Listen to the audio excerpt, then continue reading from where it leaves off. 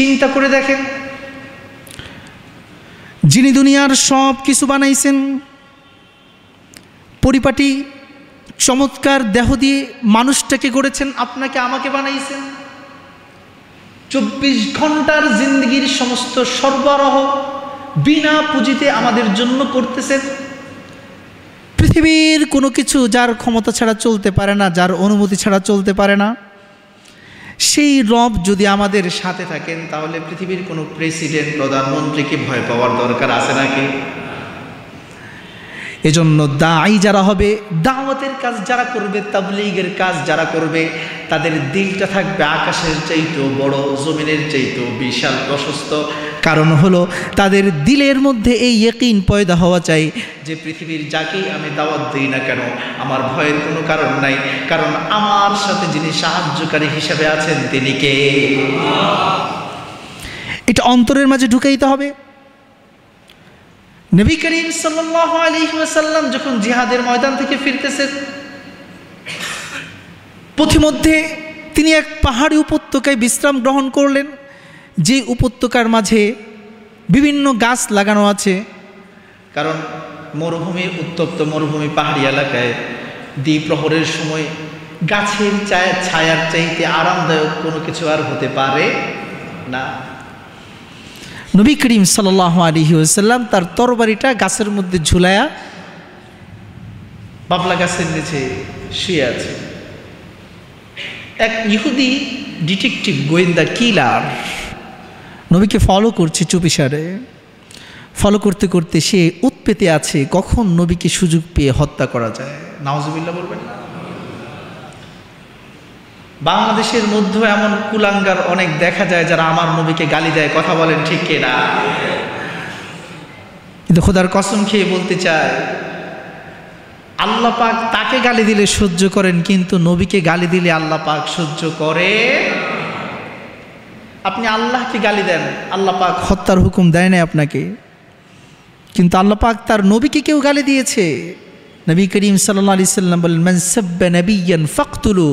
পৃথিবীর মাঝে যেখানেই যে কেউ নবীকে গালি দিবে, তার একটাই বিচার, তাকে হত্যা করে ফেলো। তাহলে চিন্তা করে দেখেন কত ভয়ঙ্কর বিষয়। এখানে ঈমান আনলেও কি হবে না? কাজ হবে না। ঈমান যদি পরে আপনি বুঝতে পারেন, আল্লাহ পাক দেখবে, আল্লাহ পাক সেটা কিয়ামতের ময়দানে ফয়সালা করবে। কিন্তু নবীকে গালি দেওয়ার পারমিশন আল্লাহ পাক পৃথিবীর কাউকে প্রদান করেন নাই। বিশ্বনবী মুহাম্মদুর রাসূলুল্লাহ সাল্লাল্লাহু আলাইহি ওয়াসাল্লাম বাবলা গাছের নিচে শুয়ে আছেন। ইহুদি লোকটা চুপিসারে গিয়ে ঘুমন্ত নবীর মাথার উপর ঝুলন্ত তরবারি খপ করে ধরে তরবারি খাপ মুক্ত করে ফেলেছে, সাই করে তরবারি বের করে ফেলেছে। তরবারি যখন খাপ থেকে খোলা হয় তখন সাই একটা আওয়াজ হয়। আওয়াজ শুনে নবীজি ঘুম থেকে উঠে পড়ছেন।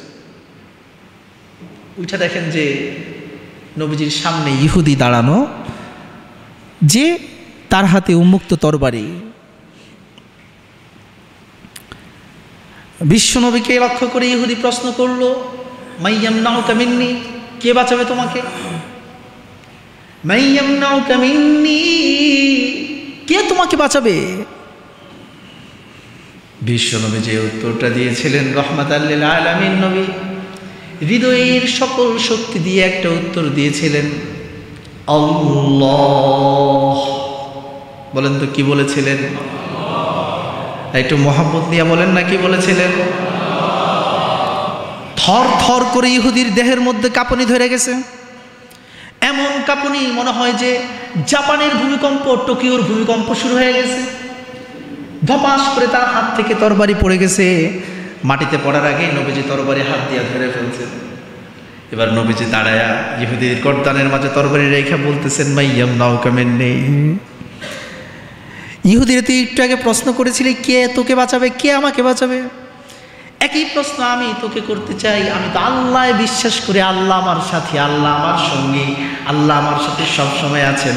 এজন্য আমি মুহাম্মদুর রাসূলুল্লাহ, কাউকে ভয় পাই না।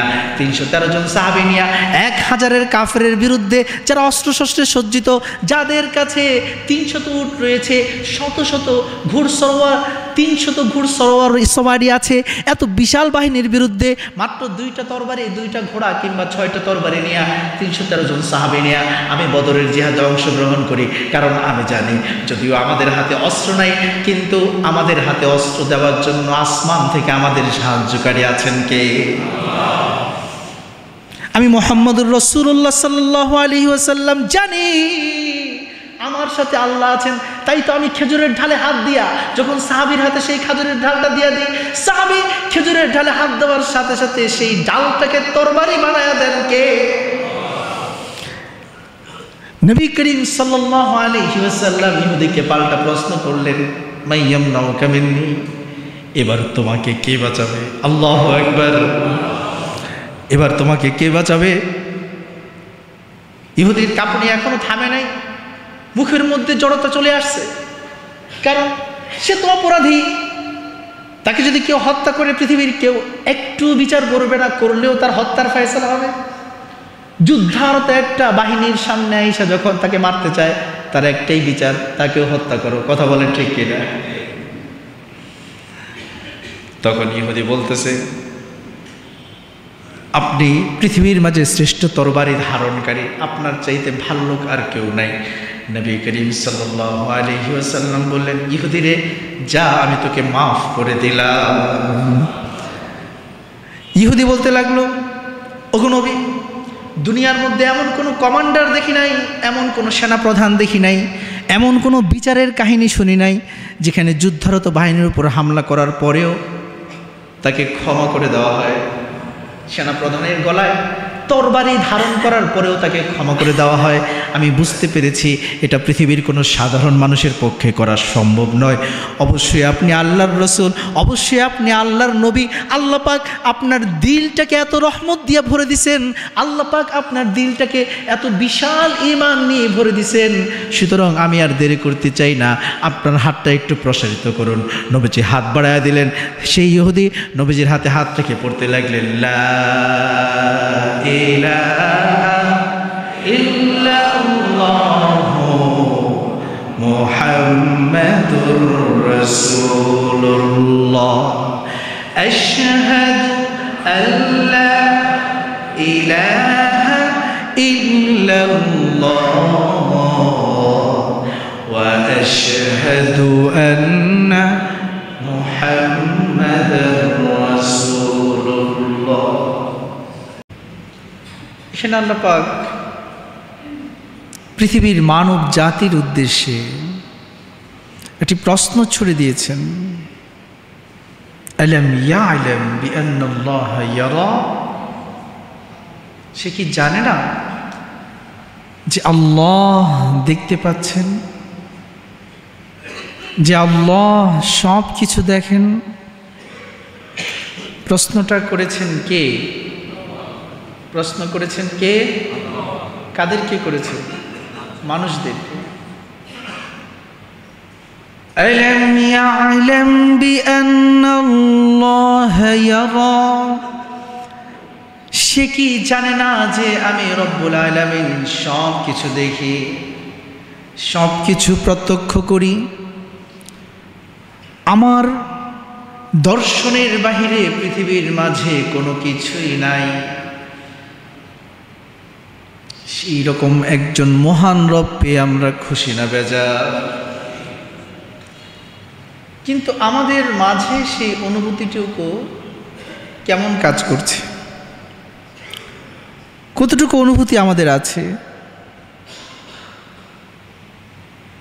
এই আয়াত যদি কেউ অন্তরে লালন করে, এই আয়াতের মর্ম যদি কেউ হৃদয়ের মাঝে ধারণ করতে পারে, তাহলে কসম করে বলতে পারি ওই বান্দার নামাজ সাহাবীওয়ালা নামাজ হয়ে যাবে, ওই বান্দার রোজা সাহাবীওয়ালা রোজা হয়ে যাবে। হাদিস শরীফের মাঝে এসেছে, বুখারী শরীফের কিতাবুল ঈমান, ঈমান চ্যাপ্টারের হাদিস, যে হাদিসটিকে হাদিসে জিবরাইল বলা হয়। অনেক লম্বা হাদিস, এটা একটা আলাদা আলোচনার বিষয়। সেখানের একটা পয়েন্ট হলো, নবীজিকে প্রশ্ন করা হলো, মাল ইহসান, ইয়া রাসূলুল্লাহ, আমাদেরকে একটু বলে দিন ইহসান কি জিনিস। নবীজি বললেন, আন তা'বুদাল্লাহা কাআন্নাকা তারাহ। ইহসান হলো তুমি আল্লাহর ইবাদত এমনভাবে করবে, এমনভাবে তুমি আল্লাহ পাকের ইবাদত করবে যেন তুমি আল্লাহকে দেখতে পাচ্ছ। সুবহানাল্লাহ। কাকে দেখতে পাচ্ছি? আমি যে ইবাদত করার সময় আল্লাহকে দেখব, কিভাবে দেখব? প্রশ্ন হলো এইটা। অনেকেই তো আমরা আল্লাহকে দেখি না, বাস্তব কিনা? যদি আল্লাহকে দেখতাম, এটা আমার মনে থাকতই, তাহলে কিন্তু আমি মসজিদে যেমন বাহিরেও ঠিক তেমনই থাকতাম। আল্লাহকে দেখার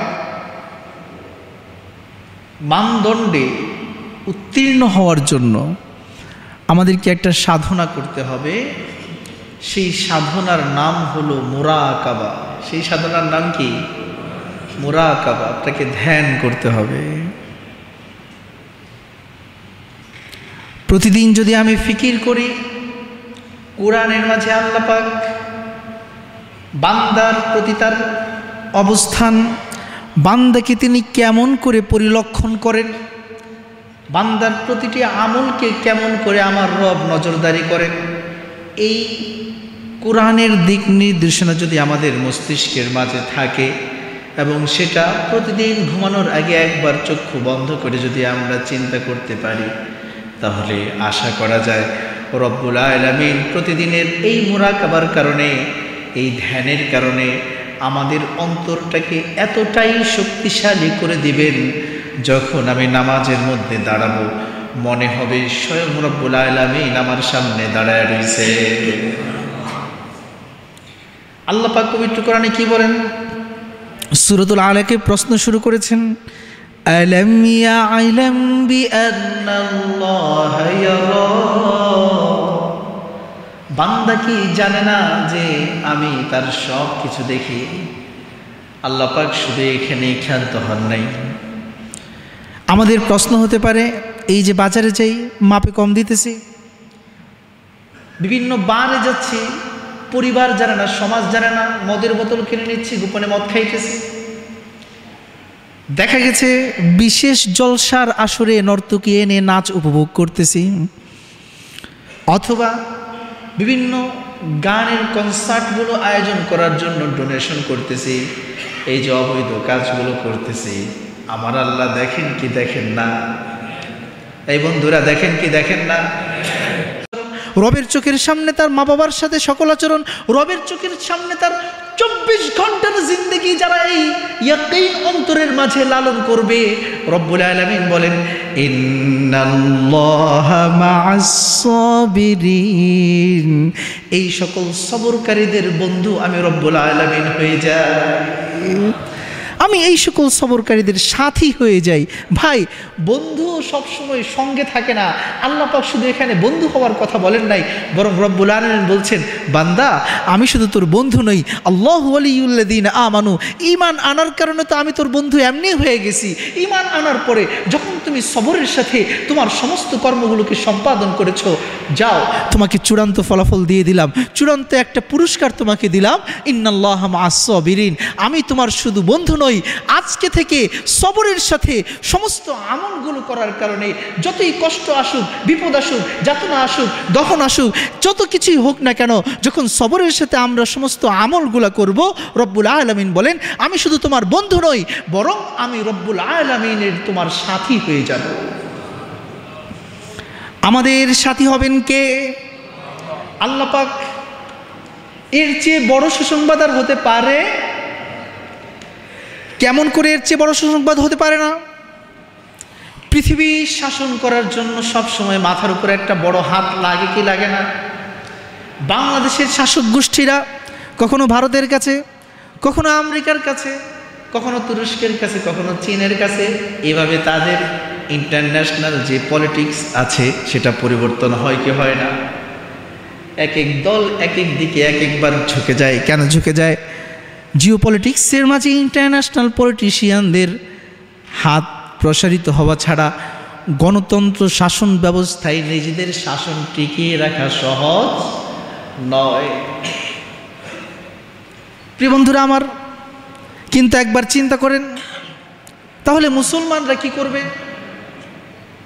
হযরত মূসা আলাইহিস সালাতু ওয়াস সালাম যখন তুর পাহাড়ে গেলেন, ইন্নানি আনাল্লাহ,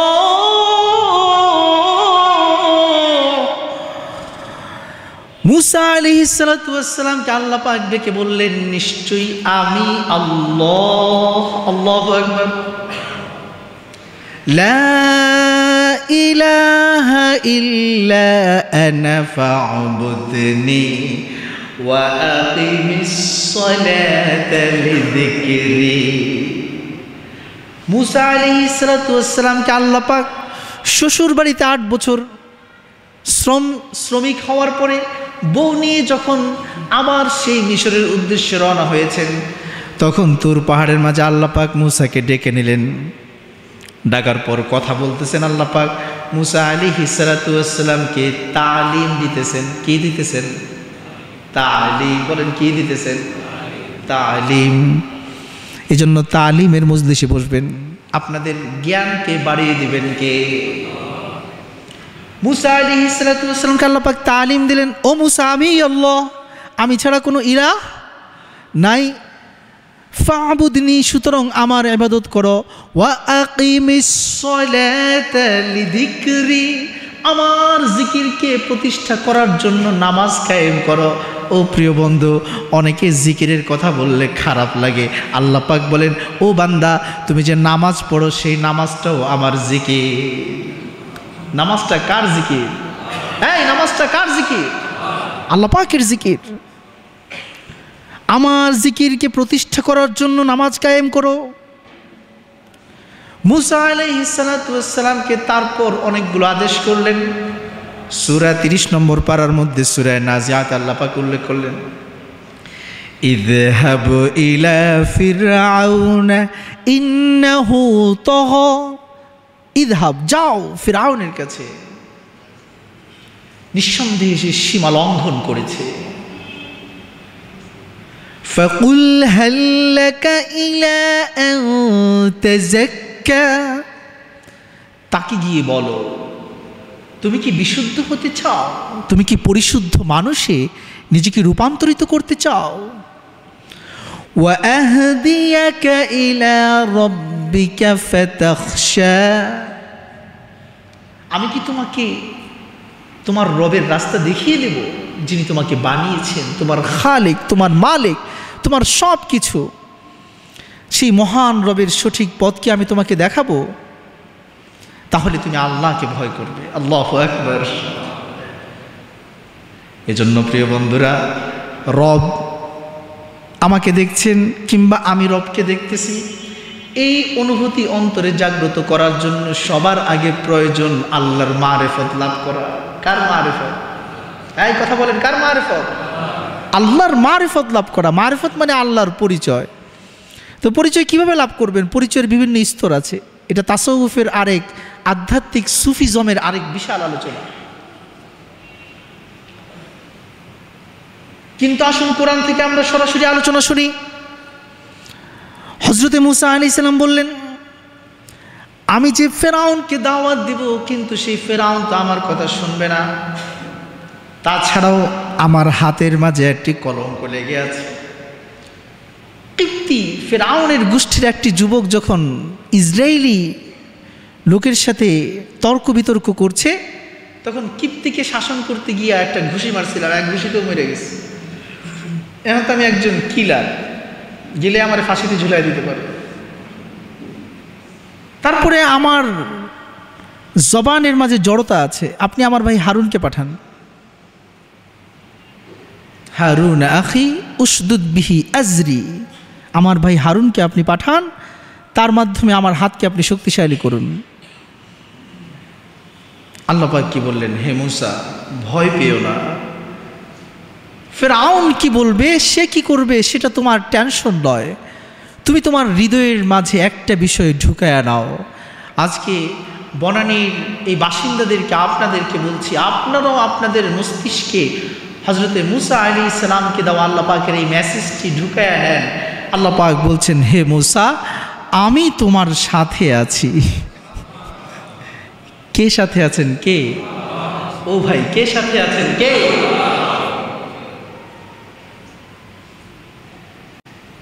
চিন্তা করে দেখেন, যিনি দুনিয়ার সব কিছু বানাইছেন, পরিপাটি চমৎকার দেহ দিয়ে মানুষটাকে গড়েছেন, আপনাকে আমাকে বানাইছেন, 24 ঘন্টার জিন্দগির সমস্ত সরবরাহ বিনা পুঁজিতে আমাদের জন্য করতেছেন। পৃথিবীর কোনো কিছু যার ক্ষমতা ছাড়া চলতে পারে না, যার অনুমতি ছাড়া চলতে পারে না, সেই রব যদি আমাদের সাথে থাকেন, তাহলে পৃথিবীর কোনো প্রেসিডেন্ট, প্রধানমন্ত্রীকে ভয় পাওয়ার দরকার আছে নাকি?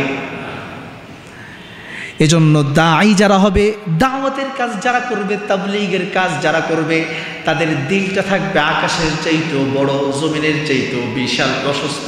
কারণ হলো তাদের দিলের মধ্যে এই ইয়াকিন পয়দা হওয়া চাই যে পৃথিবীর যাকেই আমি দাওয়াত দিই না কেন, আমার ভয়ের কোনো কারণ নাই, কারণ আমার সাথে যিনি সাহায্যকারী হিসেবে আছেন তিনি কে? এটা অন্তরের মাঝে ঢুকাইতে হবে।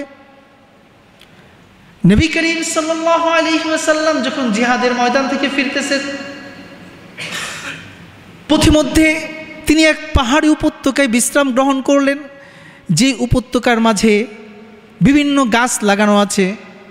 কারণ মরুভূমি, উত্তপ্ত মরুভূমি পাহাড়ি এলাকায় দ্বিপ্রহরের সময় গাছের ছায়ার চাইতে আরামদায়ক কোনো কিছু আর হতে পারে না। নবী করিম সাল্লাল্লাহু আলাইহি ওয়াসাল্লাম তার তরবারিটা গাছের মধ্যে ঝুলায়া বাবলা গাছের নিচে শুয়ে আছে। এক ইহুদি ডিটেকটিভ, গোয়েন্দা, কিলার নবীকে ফলো করছে চুপিসারে। ফলো করতে করতে সে উৎপেতে আছে কখন নবীকে সুযোগ পেয়ে হত্যা করা যায়। নাউজুবিল্লাহ বলবেন না? বাংলাদেশের মধ্যে এমন কুলাঙ্গার অনেক দেখা যায় যারা আমার নবীকে গালি দেয়, কথা বলেন ঠিক কিনা? কিন্তু খোদার কসম খেয়ে বলতে চায়, আল্লাহ পাক তাকে গালি দিলে সহ্য করেন, কিন্তু নবীকে গালি দিলে আল্লাহ পাক সহ্য করে। আপনি আল্লাহকে গালি দেন, আল্লাহ পাক হত্যার হুকুম দেয় না আপনাকে, কিন্তু আল্লাহ পাক তার নবীকে কেউ গালি দিয়েছে। নবী করিম সাল্লাল্লাহু আলাইহি সাল্লাম বলেন, মান সাব্বা নাবিয়্যান ফাকতুলু। পৃথিবীর মাঝে যেখানেই যে কেউ নবীকে গালি দিবে, তার একটাই বিচার, তাকে হত্যা করে ফেলো। তাহলে চিন্তা করে দেখেন কত ভয়ঙ্কর বিষয়। এখানে ঈমান আনলেও কি হবে না? কাজ হবে না। ঈমান যদি পরে আপনি বুঝতে পারেন, আল্লাহ পাক দেখবে, আল্লাহ পাক সেটা কিয়ামতের ময়দানে ফয়সালা করবে। কিন্তু নবীকে গালি দেওয়ার পারমিশন আল্লাহ পাক পৃথিবীর কাউকে প্রদান করেন নাই। বিশ্বনবী মুহাম্মদুর রাসূলুল্লাহ সাল্লাল্লাহু আলাইহি ওয়াসাল্লাম বাবলা গাছের নিচে শুয়ে আছেন। ইহুদি লোকটা চুপিসারে গিয়ে ঘুমন্ত নবীর মাথার উপর ঝুলন্ত তরবারি খপ করে ধরে তরবারি খাপ মুক্ত করে ফেলেছে, সাই করে তরবারি বের করে ফেলেছে। তরবারি যখন খাপ থেকে খোলা হয় তখন সাই একটা আওয়াজ হয়। আওয়াজ শুনে নবীজি ঘুম থেকে উঠে পড়ছেন। উঠে দেখেন যে নবীজির সামনে ইহুদি দাঁড়ানো, যে তার হাতে উন্মুক্ত তরবারি। বিশ্বনবীকে লক্ষ্য করে ইহুদি প্রশ্ন করলো, মাইয়ামনাউকা মিন্নি, কে বাঁচাবে তোমাকে? মাইয়ামনাউকা মিন্নি, কে তোমাকে বাঁচাবে? বিশ্বনবী যে উত্তরটা দিয়েছিলেন, রহমাতাল লিল আলামিন নবী হৃদয়ের সকল শক্তি দিয়ে একটা উত্তর দিয়েছিলেন, আল্লাহ। বলেন তো কি বলেছিলেন? একটু মহব্বত নিয়ে বলেন না, কি বলেছিলেন? থর থর করে ইহুদির দেহের মধ্যে কাঁপুনি ধরে গেছে। এমন কাঁপুনি মনে হয় যে জাপানের ভূমিকম্প, টোকিওর ভূমিকম্প শুরু হয়ে গেছে। ধপাস করে তার হাত থেকে তরবারি পড়ে গেছে। মাটিতে পড়ার আগে নবীজি তরবারি হাত দিয়ে ধরে ফেলছেন। এবার নবীজি দাঁড়ায়া ইহুদির গর্দানের মাঝে তরবারি রেখা বলতেছেন, মাইয়ামনাউকা মিন্নি। ইহুদিরা তো একটু আগে প্রশ্ন করেছিলে, কে তোকে বাঁচাবে, কে আমাকে বাঁচাবে? একই প্রশ্ন আমি তোকে করতে চাই। আমি তো আল্লাহ বিশ্বাস করি, আল্লাহ আমার সাথী, আল্লাহ আমার সঙ্গী, আল্লাহ আমার সাথে সব সময় আছেন। এজন্য আমি মুহাম্মদুর রাসূলুল্লাহ, কাউকে ভয় পাই না। 313 জন সাহাবী নিয়ে 1000-এর কাফেরের বিরুদ্ধে, যারা অস্ত্রশস্ত্রে সজ্জিত, যাদের কাছে 300 উট রয়েছে, শত শত ঘোড়সওয়ার, 300 ঘোড়সওয়ার সওয়ারি আছে, এত বিশাল বাহিনীর বিরুদ্ধে মাত্র 2টা তরবারি, 2টা ঘোড়া কিংবা 6টা তরবারি নিয়ে 313 জন সাহাবী নিয়ে আমি বদরের জিহাদে অংশগ্রহণ করি। কারণ আমি জানি যদিও আমাদের হাতে অস্ত্র নাই, কিন্তু আমাদের হাতে অস্ত্র দেওয়ার জন্য আসমান থেকে আমাদের সাহায্যকারী আছেন কে? আমি মুহাম্মদুর রাসূলুল্লাহ সাল্লাল্লাহু আলাইহি ওয়াসাল্লাম জানি আমার সাথে আল্লাহ আছেন। তাই তো আমি খেজুরের ঢালে হাত দিয়া যখন সাহাবীর হাতে সেই খেজুরের ঢালটা দিয়া দিই, সাহাবী খেজুরের ঢালে হাত দেওয়ার সাথে সাথে সেই ডালটাকে তরবারি বানায়া দেন কে? নবী করিম সাল্লাল্লাহু আলাইহি ওয়াসাল্লাম ইহুদিকে পাল্টা প্রশ্ন করলেন, মাইয়ামনাউকা মিন্নি, এবার তোমাকে কে বাঁচাবে? আল্লাহু আকবার। এবার তোমাকে কে বাঁচাবে? ইহুদির কাঁপুনি এখনো থামে নাই, মুখের মধ্যে জড়তা চলে আসছে। কারণ সে তো অপরাধী, তাকে যদি কেউ হত্যা করে পৃথিবীর কেউ একটু বিচার করবে না, করলেও তার হত্যার ফয়সালা হবে। যুদ্ধারত একটা বাহিনীর সামনে আইসা যখন তাকে মারতে চায়, তার একটাই বিচার, তাকেও হত্যা করো। কথা বলেন ঠিক কিনা? তখন ইহুদি বলতেছে, আপনি পৃথিবীর মাঝে শ্রেষ্ঠ তরবারি ধারণকারী, আপনার চাইতে ভালো লোক আর কেউ নাই। নবী করিম সাল্লাল্লাহু আলাইহি ওয়াসাল্লাম বললেন, ইহুদিরে যা, আমি তোকে মাফ করে দিলাম।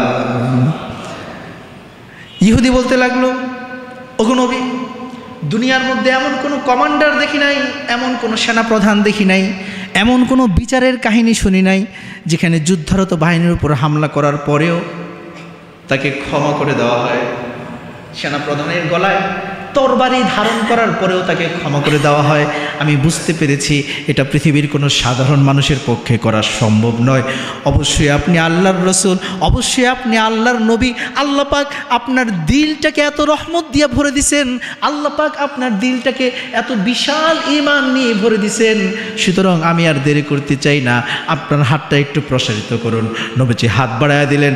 সেই ইহুদি নবীজির হাতে হাত রেখে পড়তে লাগলেন, লা ইলাহা ইল্লাল্লাহু মুহাম্মাদুর রাসূলুল্লাহ আশহাদু আল্লা ইলাহা ইল্লাল্লাহ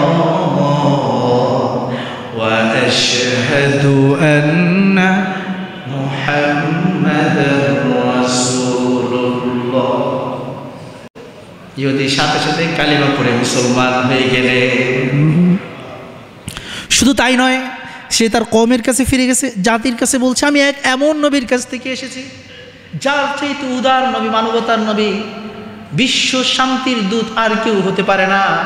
চলো সেই নবীর হাতে হাত রেখে আমরাও মুসলমান হয়ে যাই। সিরাতের কিতাবে লেখা হয় যে টোটাল সেই ইহুদি গোষ্ঠীর সকলে এসে নবীর দরবারে কালিমা পড়ে মুসলমান হয়ে গেছে। এই জন্য প্রিয় বন্ধুরা, বলুন তো আমাদের সাথে কে আছেন? কে? ইয়াকিন অন্তরের মাঝে ঢুকান। আমি গভীর কোনো কথায় যাচ্ছি না, কোরআনের সাদামাটা কথাগুলো আপনাদের সামনে উপস্থাপন করছি। প্রথম ধাপ লেভেল 1, 2, 3, ধীরে ধীরে গভীরতার দিকে পর্যবেক্ষিত হবে, পর্যবসিত হবে, সেখানে আমরা প্রবেশ করবো ইনশাআল্লাহ। কিন্তু এই সাধারণ ইয়াকিন আমাদের কয়জনের মাঝে আছে? অবশ্যই কালিমার ঈমান আছে, আমরাও পড়ি লা ইলাহা ইল্লাল্লাহ মুহাম্মাদুর। সাহাবায়ে কেরাম এই কালিমা পড়ছে। তাহলে কেন সাহাবাদের আমল আর আমাদের আমল সমান নয়? ওই যে নবীজি বলেছেন ইহসান কি জিনিস। আল্লাহ পাক বলেন, নবীজি বলতেছেন, আল্লাহ পাকের পাঠানো জিব্রাইল ফেরেশতার প্রশ্নে মাল ইহসান, নবীজি বলেন আনতা আবুদাল্লাহ কান্নাকা তারা। ইহসান হলো এমনভাবে তুমি আল্লাহর ইবাদত করবে, যখন তুমি নামাজে দাঁড়াবে মনে হবে তুমি আল্লাহ পাকের কুদরতি কদমে সেজদা করতেছো। প্রিয় বন্ধুরা আমার, যখন তুমি বাহিরে কাজ করবে মনে হবে আমি কার সামনে আছি? হ্যাঁ বলেন না, কার সামনে আছি? আল্লাহ পাকের সামনে আছি। এই ইয়াকিন অন্তরের মাঝে ঢুকাতে হবে। আল্লাহ পাক সূরা ইব্রাহিমের 14 নম্বর সূরা 43 নম্বর আয়াতে বলেন, ওয়ালা তাহসাবান্নাল্লাহা গাফিলান আম্মা ইয়া'মালুয যালিমুন। হে বান্দা, তুমি মনে করো না, আল্লাহকে উদাসীন মনে করো না যে জালেমরা যা কিছু করছে এ সম্পর্কে আল্লাহ পাক জানেন না। আল্লাহ পাক বলেন, হ্যাঁ ইয়া আইয়ুহাল্লাযীনা, হে হে ওই সকল ব্যক্তিরা যারা নিজেদের প্রতি জুলুম করেছো, যারা ইসরাফ করেছো, অপচয় করেছো, গুনাহ করেছো, লা তাকনাতু মির রাহমাতিল্লাহ, আল্লাহর রহমত থেকে নিরাশ হয়েও না। আল্লাহ পাক আমাদেরকে কত ভালোবাসেন। ও প্রিয় বন্ধুরা, এক বুজুর্গ একবার এক শহরের পাশ দিয়ে অতিক্রম করছেন। অতিক্রম করার পর দেখেন যে মা তার সন্তানকে এত বকাঝকা করতেছে, এত শাস্তি দিতেছে। সেই সন্তানটাকে শাস্তি দিতে দিতে দিতে দিতে মা ঘর থেকে বের করে দিস। বুজুর্গ বলেন, অপরাধ বলা যদি বৈধ হতো বলতাম, কিন্তু এতটুকু বলি, সেই ছেলেটি এত বড় অপরাধ করেছে, যদি আমাদের কোনো সন্তান সেই অপরাধ করত, আমরা তাকে কখনো ঘরের মধ্যে জায়গা দিতাম না। সন্তানটা মা যখন ঘর থেকে বের করে দিয়েছে, বের হয়ে বাড়ির উঠানের যে গাছ আছে চক্কর দিয়ে এসে আবার দরজার পাশে বসছে। মা আবার লাথি দেয়, দরজা থেকেও তাড়ায় দেয়, আবার গাছ ঘুরে এসে দরজার পাশে বসে থাকে। মা যেহেতু ঘর থেকে বের করে দিয়েছে, ঘরের মধ্যে প্রবেশ করে না। অপরাধটা এতই কঠিন, আমাদের সন্তান করলে আমরা তাকে ঘর থেকে চিরবিদায় করে দিতাম। সন্ধ্যা যখন হয়ে আসে, মা সন্তানকে ধরে ডুকরে কেঁদে ওঠে। সন্তানের যত কঠিন অপরাধী হোক না কেন, সন্তান যখন মায়ের পা ধরে মাফ চায়, মায়ের সামনে চোখের দুফোঁটা পানি ফেলে দেয়, পৃথিবীর কোনো এমন পাষণ্ড মা হতে পারে না যে সন্তানকে মাফ না করে থাকতে পারে। সন্তানের দুফোঁটা চোখের পানি, তার যত কঠিন গুনাই হোক না কেন, অপরাধ হোক না কেন, সেই অপরাধটাকে ক্ষমার দৃষ্টিতে দেখেন কে? মা। নবী করিম সাল্লাল্লাহু আলাইহি ওয়াসাল্লামের দরবারে এক সাহাবী আসলেন, বললেন, ইয়া রাসূলুল্লাহ, আল্লাহ সুবহানাহু ওয়া তাআলা তার বান্দাদেরকে একটা মায়ের চাইতে বেশি ভালোবাসেন নাকি কম ভালোবাসেন? বলেন তো আপনারা, বেশি ভালোবাসেন নাকি কম ভালোবাসেন? যারা মনে হয় বলেন নাই, আপনাদের ইয়াকিন মনে হয় কম আছে। আবার প্রশ্ন করি, আল্লাহ পাক তার বান্দাদেরকে একজন মা বাবার চাইতে বেশি ভালোবাসেন নাকি কম ভালোবাসেন? নবী করিম সাল্লাল্লাহু আলাইহি ওয়াসাল্লাম একই উত্তর দিলেন, অবশ্যই। রব্বুল আলামিন তার বান্দাদেরকে শুধুমাত্র মা বাবা নয়, যেই নবী মায়ের চাইতেও তার উম্মতকে বেশি ভালোবাসেন। রব্বুল আলামিন তার বান্দাদেরকে পৃথিবীর সমস্ত মাখলুকের চাইতেও আল্লাহ পাক তার বান্দাদেরকে বেশি ভালোবাসে। সাহাবীর এই প্রশ্ন প্রথম প্রশ্ন নয়, এটা ছিল প্রথম প্রশ্নের ভূমিকা। সাহাবী এবার দ্বিতীয় প্রশ্ন ছুড়ে দিলেন, যেটা ছিল পারমাণবিক বোমার চাইতেও কঠিন। বলেন, ইয়া রাসূলুল্লাহ, একজন মা, একজন বাবা তার চোখের সামনে কোনো সন্তানকে আগুনে জ্বলতে দেখতে পারে না। কখনো মা বাবা চাইবে না যে তার সন্তান তার চোখের সামনে দাউ দাউ করে আগুনে জ্বলে যায়। কথা বলেন ঠিক কিনা? তাহলে আল্লাহ যদি তার বান্দাকে একজন মায়ের চাইতেও বেশি ভালোবাসেন, কেমন করে আল্লাহ পাক তার বান্দাকে জাহান্নামের আগুনে ফেলবেন? প্রশ্নটা সহজ না কঠিন? হ্যাঁ প্রিয় বন্ধুরা আমার,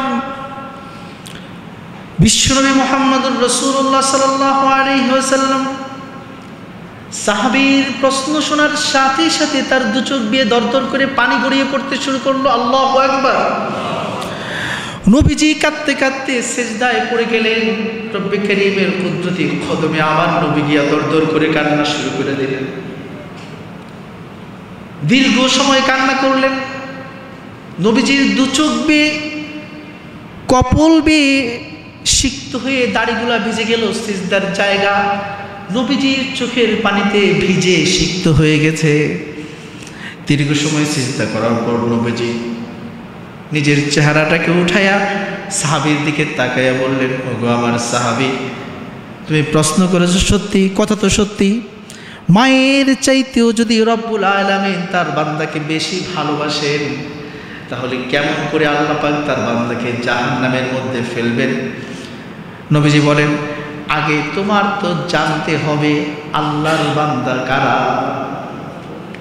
আল্লাহর বান্দা, আল্লাহর বান্দা হওয়ার প্রথম ধাপ হলো নিজেকে আল্লাহর গোলাম হিসেবে স্বীকার করে নিতে হবে। কার গোলাম? আল্লাহর বান্দা হওয়ার প্রথম সবক হলো, প্রথম কি, প্রথম চাবি হলো জবান এবং অন্তরে পড়তে হবে লা ইলাহা ইল্লাল্লাহু মুহাম্মাদুর রাসূলুল্লাহ। যদি অন্তরের মধ্যে ঈমান থাকে, হয়তো নামাজ আমার ছুটে যেতে পারে, হয়তো রোজা আমার কাজা হইতে পারে, হয়তো মদের বোতল জীবনে ভুইলা আমি কখনো নিয়ে ফেলেছি, কোনো নারীকে স্পর্শ করে ফেলেছি, কোনো বারের মাঝে গিয়ে আমি ড্যান্স করেছি, অন্যায় অপকর্মে লিপ্ত হয়ে গেছি, কিন্তু অন্তরে যদি ঈমান জাগ্রত থাকে, ঈমান নিয়ে যদি কবরে আমি যেতে পারি।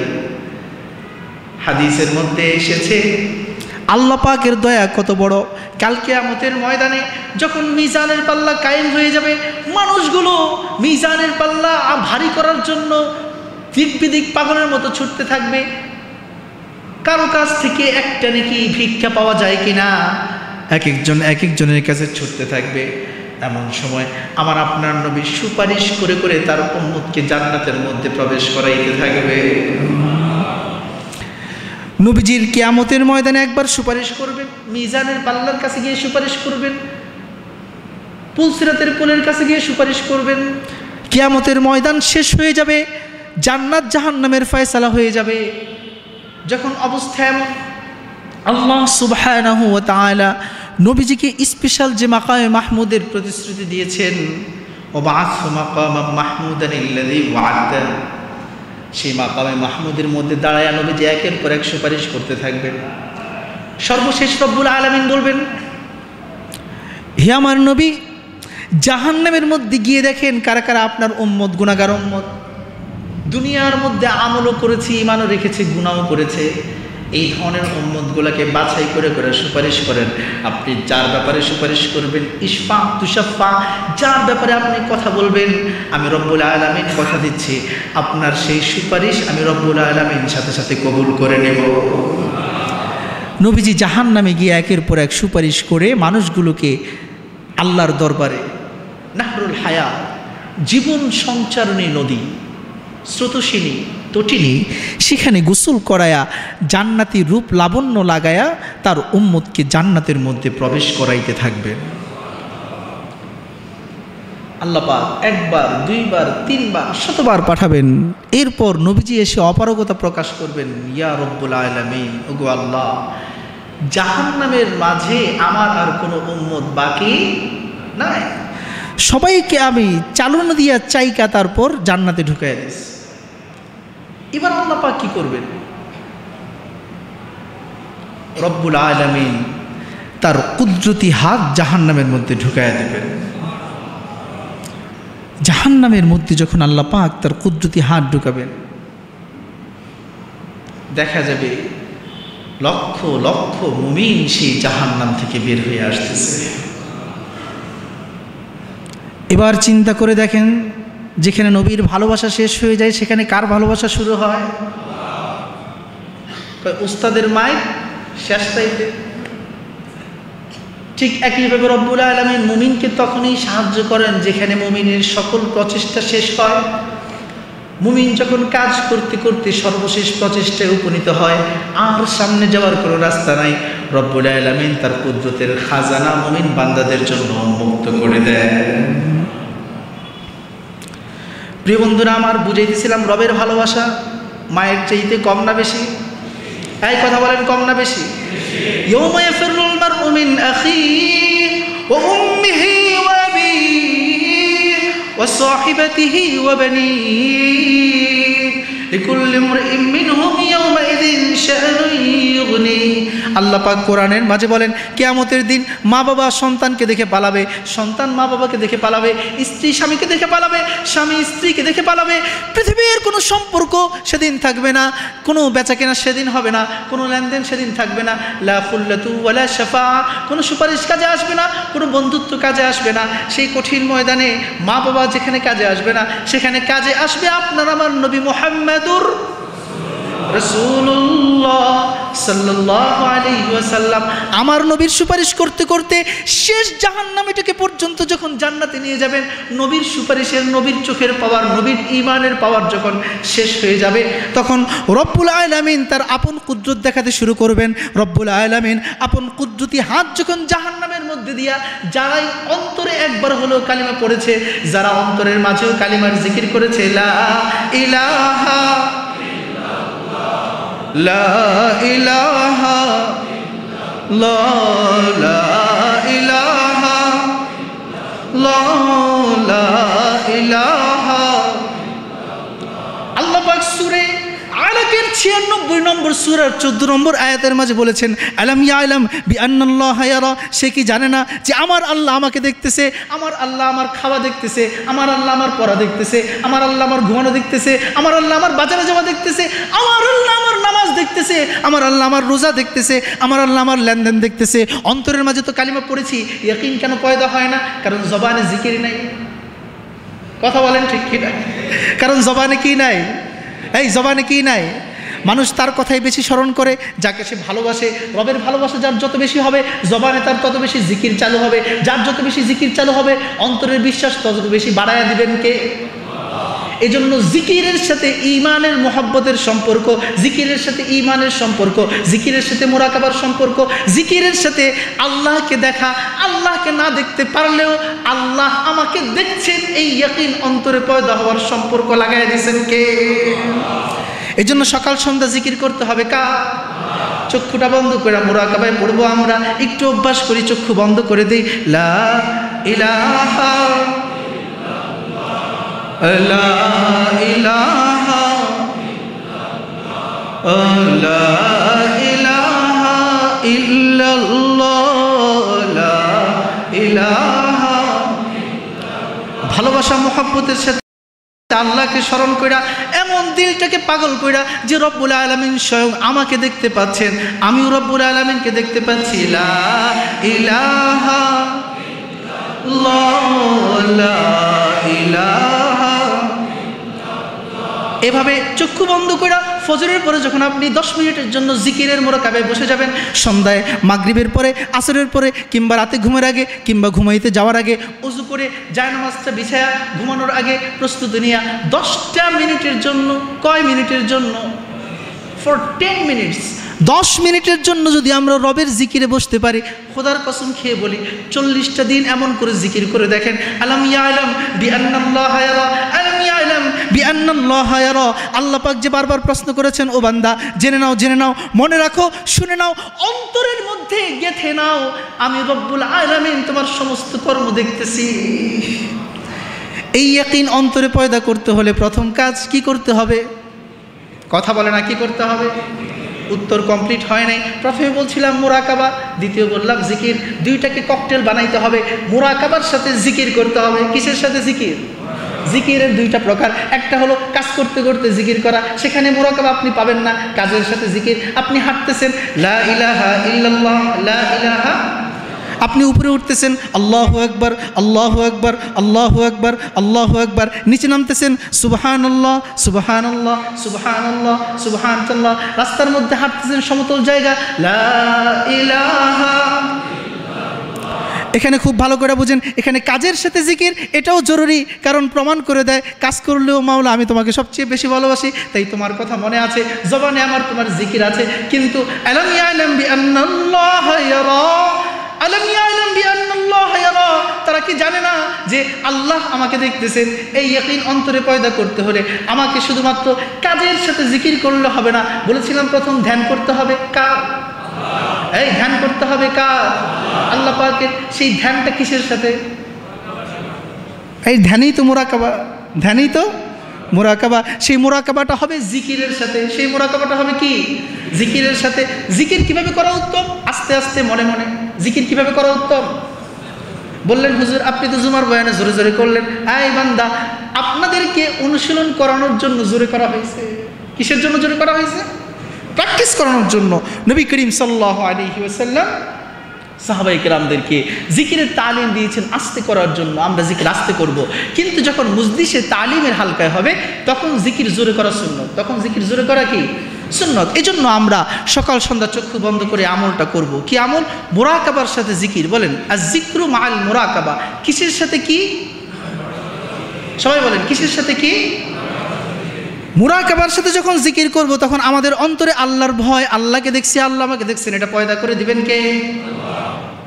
এই প্রিয় বন্ধুরা আমার, আল্লাহ পাক বলছেন ইন্না রাব্বাকা লাবিল মিরসাদ, সূরাতুল ফাজর 89 নম্বর সূরা 14 নম্বর আয়াত। তোমার রব ওত পেতে আছেন। কি পেতে আছেন? ওত পেতে আছেন। আমরা যে আল্লাহকে স্মরণ করি না, এতক্ষণ পর্যন্ত আপনাদেরকে মহব্বতের কথা শোনাইলাম, এখন কিছু ভয়ের কথা শোনেন। আল্লাহ পাক বলছেন বান্দা তুমি মনে করতেছো গুনাহ করতেছো বেঁচে যাইবা, গুনাহ করতেছো পার পেয়ে যাইবা, গুনাহ করতেছো তুমি নাজাত পেয়ে যাইবা। না না না না না। ঘুড়ি যখন আকাশে উড়ে, নাটাইওয়ালা যখন ঘুড়ির রশি ধরে না ছাড়ে, ঘুড়ি তো মনে করতেছে সে পথ করে যেখানে ইচ্ছে সেখানে উড়ে যাবে, সে আরও উঠতে থাকে, আরও উঠতে থাকে। নাটাইওয়ালা নাটাই আরও ছাড়তে থাকে। ফামা হিলিল কাফিরিনা আমহিলহুম রুয়াইদা। আল্লাহ বলেন কাফেরদেরকে, অবিশ্বাসীদেরকে, জালেমদেরকে, যারা আমার প্রতি ঈমান আনে না, তাদেরকে সুযোগ দাও। কি দাও? এমন সময় আমি ধরবো যখন ধরার পরে বাঁচার কোনো রাস্তা থাকবে। ফেরাউনকে ছেড়ে দিয়েছেন, এমন সময় ধরছেন ঈমান আনার পরে বাঁচতে পারে। আমানতু বিরব্বি মূসা ওয়া হারুন। ফিরআউন দুনিয়ার মধ্যে থাকতে, নীল নদের মধ্যে অথবা সাগরের মধ্যে থাকতেই সে বলছে আমানতু বিরব্বি মূসা ওয়া হারুন। মূসা আর হারুনের রবের প্রতি আমি ঈমান আনলাম। কে বলছে? কে বলছে? বাঁচতে পারছে? কেন পারে নাই? ওই যে নাটাইওয়ালা ঘুড়ি ছাড়তেছে, কিন্তু যখন টান দেয় তখন আর সে নিজেকে আটকাইতে পারে। শেষমেশ কোথায় ফিরে আসতে হয়? নাটাইওয়ালার কাছেই ফিরে আসতে হয়। আল্লাহ পাক বলেন ফাফিরু ইলাল্লাহ। আল্লাহর কাছে তোমরা পলায়ন করো, যেখানেই থাকো না কেন। ইলাইহি তুরজাউন। আমাদের সবাইকে কার কাছে ফিরে যেতে হবে? আল্লাহর কাছে ফিরে যেতে হবে। ইন্না রাব্বাকা লাবিল মিরসাদ। আমার রব ওত পেতে আছেন। যখনই কোনো অপরাধ করি, আমি যে শাস্তির সম্মুখীন হই না, আমি যে আমার উপর যে আযাব আসে না, এটা আসলে আমার কারামতি নয়, আমার রবের রহমত। আল্লাহ পাক দেখেন, অপেক্ষা করেন বান্দা গুনাহ করছে, তওবা করে আবার আমার কাছে ফিরে আসে কিনা। আল্লাহ পাকের এই ভালোবাসাটাকে মিসগাইড আমরা যেন না করি। আল্লাহ পাক আমাদেরকে আল্লাহর মুহাব্বত, ভালোবাসা বোঝার তৌফিক দান করুন। আল্লাহ পাক বলেন ইয়ালামু খাইনাতাল আ'য়ুনি ওয়া মা তুখফিস সুদূর। সূরা গাফির 40 নম্বর সূরার 19 নম্বর আয়াত। আল্লাহ পাক বলেন বান্দা তুমি চোখের পলক ফেলায় কি বুঝাইতে চাও সেটাও আমি রব্বুল আলামিন জানি। তোমার চোখের পলক কি ভাষা, কি কথা বলে। ভাই কথা বলতে কি লাগে? কথা বলে না। কথা বলতে কি লাগে? জবান লাগে। কথা বলতে কি লাগে? মানুষ কি দিয়ে কথা বলে? জবান দিয়ে। কিন্তু কথা কাকে বলে? মনের ভাবকে কথা বলে। ব্যাকরণ পড়েন নেই? আজকে ভিন্নভাবে পড়েন। মনের ভাবকে কি বলে? এই সবাই বলেন এটা। মনের ভাবকে কি বলে? কথা বলে। সবাই আমার সাথে বলেন মনের ভাবকে কথা বলে। সামনের কথা নাহলে বুঝবেন না। মনের ভাবকে কি বলে? কথা বলে। ভাষা কি? কথা প্রকাশের মাধ্যম। ভাষা কি? সহজ করে দিই, আমরা বাংলায় বলি আপনি কেমন আছেন, ইংলিশে বলি হাউ আর ইউ, আরবিতে বলি কাইফা হালু, উর্দুতে কিংবা হিন্দিতে বলি আপ कैसे है। सही है? मेरा बात सही है? যদি এটা সহি হয় তাহলে মনের ভাষা তো, মনের কথাটা তো একই, যে উনি কেমন আছে সেটা আমি জানতে চাই। কিন্তু সেই মনের ভাবটাকে প্রকাশ করার জন্য যেই ভাষা, সেরকম ভাষা দুনিয়ায় কত আছে? শত শত, হাজার হাজার। সেই ভাষা দুনিয়ায় কত আছে? তাহলে বোঝা গেল মনের ভাব হলো কথা, কথা প্রকাশের মাধ্যম হলো ভাষা। ভাষা একটা মাধ্যম, চূড়ান্ত মাধ্যম নয়। বিখ্যাত একটি স্লোগান আছে, চোখে চোখে কথা হয়। কথা বলেন ঠিক কিনা? চোখে চোখে কি হয়? কথা হয়। মানে মানুষ চোখ দিয়েও কি বলতে পারে? কথা বলতে পারে। ঠোঁটে ঠোঁটে কথা হয়। সাইন ল্যাঙ্গুয়েজ, সাইন ল্যাঙ্গুয়েজ কি দেখবেন, নিউজ প্রেজেন্টার যখন অ্যারাবিয়ান, সৌদিয়ান, আমেরিকান, বাংলাদেশি হোক না কেন, আপনি দেখবেন নিউজ প্রেজেন্টার যখন ভাষা সংবাদ প্রকাশ করে তার পাশে একজন হাতের ইশারায় বিভিন্ন জিনিস দেখাতে থাকে, ঠিক না? করে কি করে না? এটাকে কি বলে? Sign language. এটাকে কি বলে? Sign language. তাহলে বুঝে গেল ইশারায় কথা হয়। ইশারায় কি হয়? বুবারা সাইন ল্যাঙ্গুয়েজে কথা বলে, এটা শিখতে হয়। যারা সাইন ল্যাঙ্গুয়েজ জানে তারা কিন্তু যেই ভাষাটা, যেই কথাগুলো সংবাদ প্রেজেন্টার উপস্থাপন করছে, তিনি কিন্তু হাতের ইশারায় সেই সব কিছু কী করে দিতেছে? বুঝাইয়া দিতেছে। আল্লাহু আকবার। এই জন্য আল্লাহ পাক বলেন, মুমিন বান্দা তুমি মনে করতেছো আল্লাহ পাক আরবি জানেন, বাংলা জানেন, হিন্দি জানেন? আল্লাহ পাক নিজেই বলেন, দুনিয়ার সমস্ত ভাষাকে আমি রব্বুল আলামিন শিক্ষা দিয়েছি। কথা প্রকাশের মাধ্যম আমি রব্বুল আলামিন শিক্ষা দিয়েছি সকল ভাষাকে, মানুষকে। আর রহমানু আল্লামাল কুরআনা খালাকাল ইনসান। পরের আয়াত যারা পড়েন আল্লামাহুল বায়ান। বায়ান মানে হলো ভাষা। বয়ান মানে কি? বয়ান করা, নিজের মনের ভাব কথাকে প্রকাশ করার জন্য বয়ান করার যোগ্যতা আমাদেরকে শিক্ষা দিয়েছেন কে? আল্লাহ রাব্বুল আলামিন। এবার আসেন, সেই মনের কথা যখন আমার রব জানেন, চোখের ভাষা, ঠোঁটের ভাষা, ইশারার ভাষা, এটাও বুঝেন কে? আল্লাহ পাক বলেন, ইয়ালামু খাইনাতাল আয়ুনি ওয়া মা তুখফিস সুদূর। সূরা আদিয়াত 100 নম্বর সূরা 10 নম্বর আয়াতে আল্লাহ পাক বলছেন, ঠিক আছে আল্লাহ পাক তো চোখের ভাষা জানেন, ইশারা ইঙ্গিতের ভাষা জানেন, তাহলে অন্তরের যে মনের নিয়তগুলা, যেটা কেউ ভাষায় প্রকাশ করে না, ইশারায় প্রকাশ করে না, ইঙ্গিতে বুঝায় না, না দুই কাঁধের ফেরেশতারা তারাও লিখতে পারে না, সেই ভাষাগুলো, সেই ভাবগুলোর অবস্থাকে আল্লাহ পাক বলতেছেন, ওয়া হুসিলা মা ফিস সুদূর।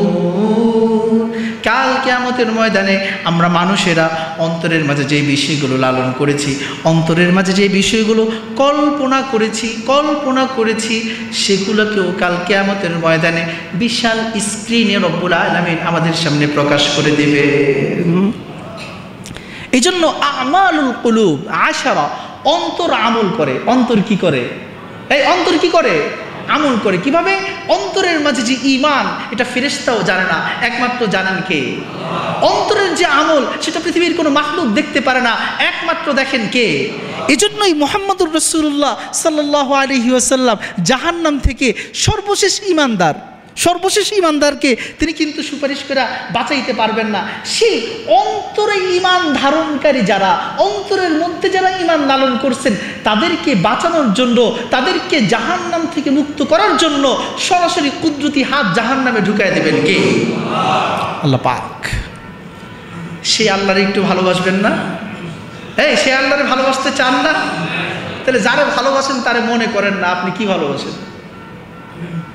আপনি বলেন আমি সবচেয়ে তোমাকে ভালোবাসি, কিন্তু তার স্মরণ, তার বরণ, তাকে অন্তরে ধারণ করার চেতন যাতন আপনার মাঝে, আমার মাঝে নাই। তাহলে এটাকে ভালোবাসা বলে নাকি প্রতারণা বলে? এটা ভালোবাসা না প্রতারণা? এটা প্রেম প্রণয় নাকি বিশ্বাসঘাতকতা? চিন্তা করেন, বিশ্বাসী হবেন না বিশ্বাসঘাতক হবেন? কথা বলেন, বিশ্বাসী না বিশ্বাসঘাতক? মুমিন না মুনাফিক? যদি মুমিন হতে চায় তাহলে আজকে থেকে চিন্তা করতে হবে যে আমি যত ইবাদত করি দেখেন কে? এটা এমনি এমনি আসবে না। বয়ান শুনছেন, এটা আসার জন্য সাধনা করতে হবে। কি করতে হবে? ভালোবাসা পেতে হলে কষ্ট করতে হয়, কি হয় না?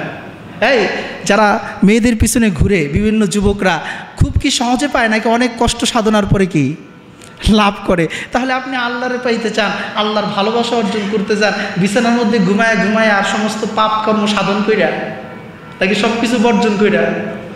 কথা বলেন, সব কিছু বর্জন করে। আল্লাহ পাক বলেন, ওয়া নাহনু আকরাবু ইলাইহি মিন হাবলিল ওয়ারিদ।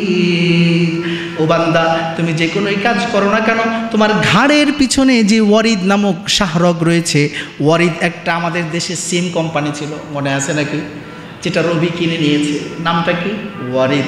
এই ওয়ারিদ কোম্পানি তার নামটাকে অ্যারাবিয়ান কোম্পানি কোরআনের এই আয়াত থেকে নিয়েছে। ওয়ারিদ মানে হলো ঘাড়ের পিছনের যে শাহরগ। রব্বুল আলামিন বলতেছেন, বান্দা তুই কোথায় যাবি, কোথায় পালাবি, কোন গুহায় গিয়ে তুমি তোমার অপকর্ম সাধন করবা, আমার অবস্থা, আমার ক্ষমতা তুমি জেনে নাও। সূরা কফের 16 নম্বর আয়াতে আল্লাহ পাক বলেন, বান্দা তুমি যেখানেই থাকো না কেন, আমি তোমার শাহরগের চাইতে অধিক নিকটে অবস্থান করি। সর্বশেষ আয়াত আল্লাহ পাক বলছেন সূরা হাদীদ 54-57 নম্বর সূরার 4 নম্বর আয়াত, ওহুয়া মাআকুম আইনামা কুনতুম, আমরা যেখানেই থাকি না কেন আমাদের সাথে কি আছেন? এই ইয়াকিন যখন অন্তরে পয়দা হবে, অন্তরে কি হবে? এই কথা বলার অন্তরে কি হবে?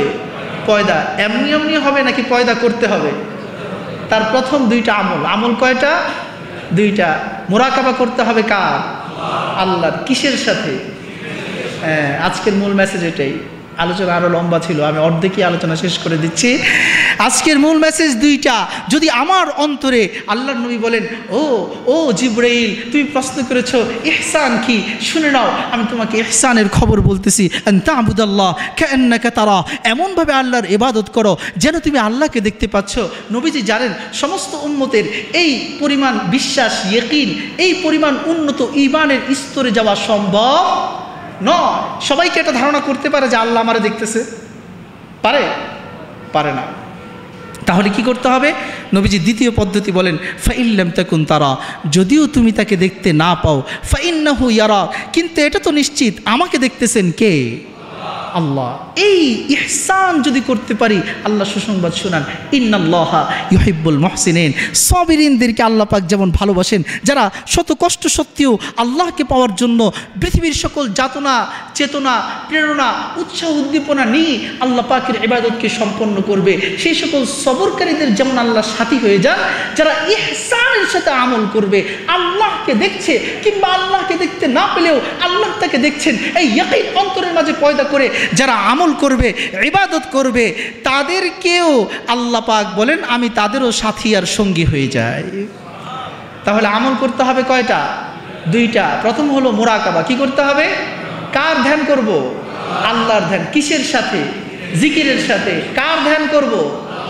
কিসের সাথে? কার জিকির? আল্লাহর জিকির। আল্লাহ পাক সকাল সন্ধ্যা এই 2টি আমল করে মুহসিনিনদের প্রাথমিক কাতারে আমাদেরকে শামিল হওয়ার তৌফিক দান করুন। আসসালামু আলাইকুম ওয়া রাহমাতুল্লাহি ওয়া বারাকাতুহু।